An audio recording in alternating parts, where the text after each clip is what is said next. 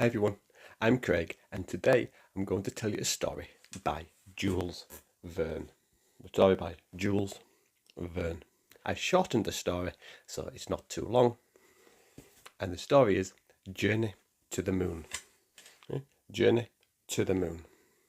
Once upon a time in 1865, a group of American inventors had a brilliant idea. They wanted to travel to the moon, and this group was led by a man named Impey Barbicane, the president of the Baltimore Gun Club.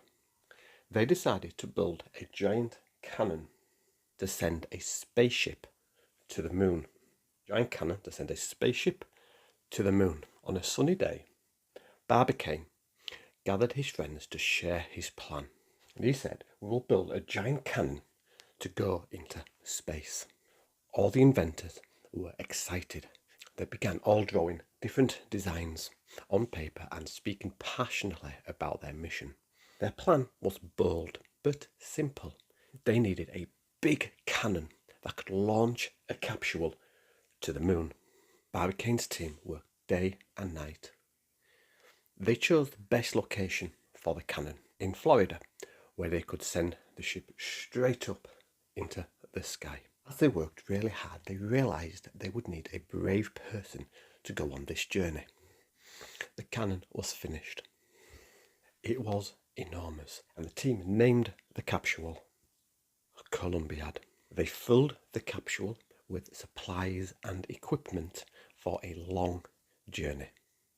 But they needed one last thing: a passenger.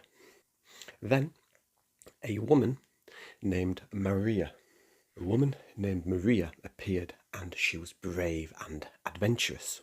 She said, "I want to go to the moon." All the inventors were surprised but very impressed, so Maria convinced them that she could be a good astronaut. After testing her on the ground, they decided she could go. Finally, the day of the launch arrived, and thousands of people arrived to watch the launch. And Barbicane said, "Today we will make history." At exactly noon, 12 o'clock in the afternoon, Barbicane,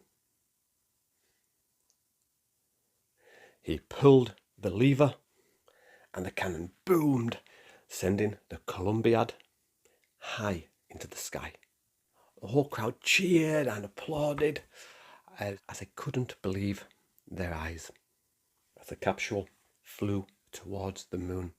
Maria looked out of the window. She looked out of the window and saw the earth getting smaller and smaller. And she said, "This is amazing."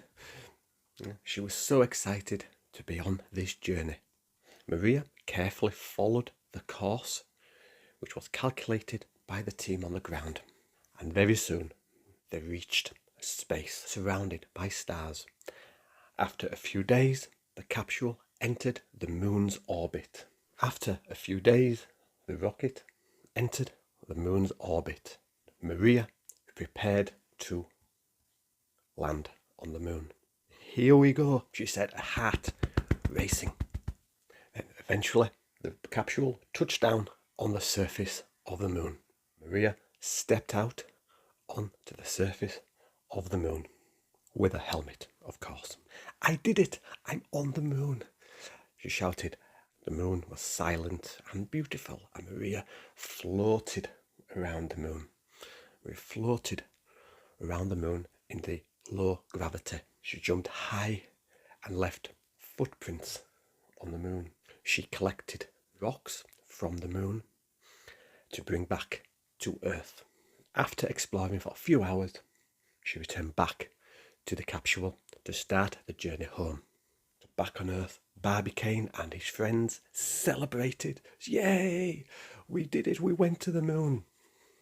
They had successfully sent a person into space, and it was a remarkable achievement that opened the door to future journeys. When Maria returned, everyone celebrated her bravery. She said, "Thank you for believing in me was smiling. From that day on, people dreamed of travelling to distant places, not just on Earth, but beyond. The journey to the moon inspired many more adventures to come. I hope you enjoyed this story, and if you did, please remember to like, subscribe, and please leave a comment in the comment section. Which other stories would you like to hear? And if you would like private English lessons, then please click on the link in the description. And I will see you in the next one. Bye for now.